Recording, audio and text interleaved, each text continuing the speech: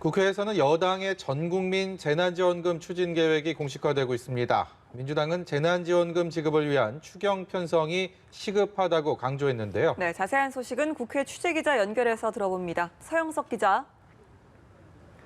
네, 6월의 첫날인 오늘 아직 여야는 국회 시간표를 확정짓지 못했지만 2차 전국민 재난지원금 지급 논의가 화두입니다. 먼저 오늘 아침 원내대책회의에서 나온 더불어민주당 윤호중 원내대표의 발언 먼저 듣겠습니다. 피해계층 집중 지원과 완화적 통화 정책을 위해 이 포용적 완화 정책 그리고 전 국민 재난 지원을 포함하는 이 추가 경정 예산안의 편성과 처리가 시급하다.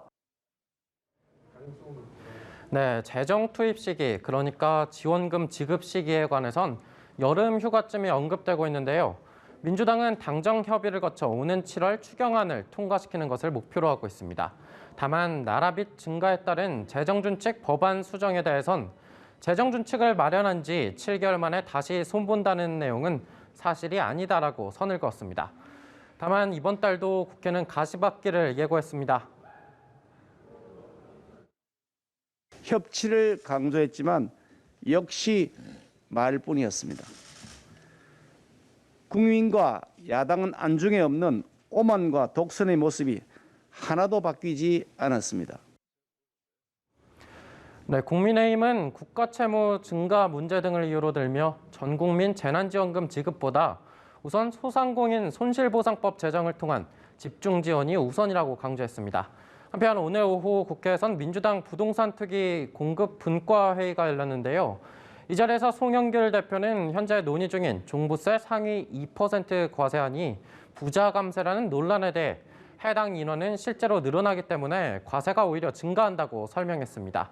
이어 공급 대책과 관련해선 누구나 집 프로젝트를 대안으로 제시하며 집 없는 서민과 청년, 신혼부부가 집값의 6% 정도의 현금만 갖고 있으면 보증을 통해 집을 살 수 있을 것이라고 강조했습니다.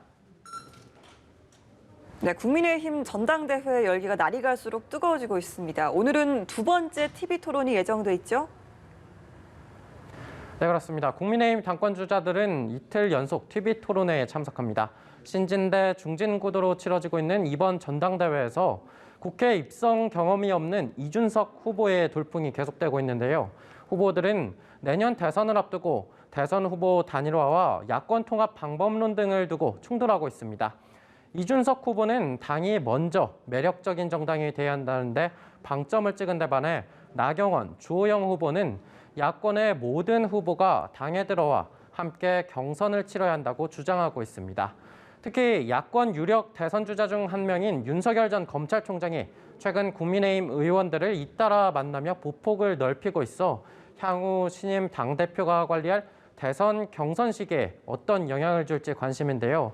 이렇게 당 안팎 야권 대선 주자들이 꿈틀거리면서 이번 전당대회에선 계파 논란을 넘어 대선 경선 관리를 두고도 논쟁이 치열합니다.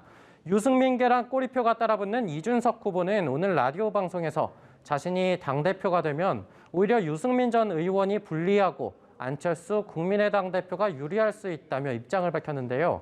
나경원 후보는 연합뉴스TV에 출연해 유승민 대통령 만들기가 꿈인 사람이 당대표가 되면 야권 후보들이 신뢰를 주겠냐고 반문하며 내년에 야권 단일 후보를 만들어 정권 교체에 성공하지 않으면 정치 일선에서 물러나겠다고 말했습니다. 지금까지 국회에서 전해드렸습니다.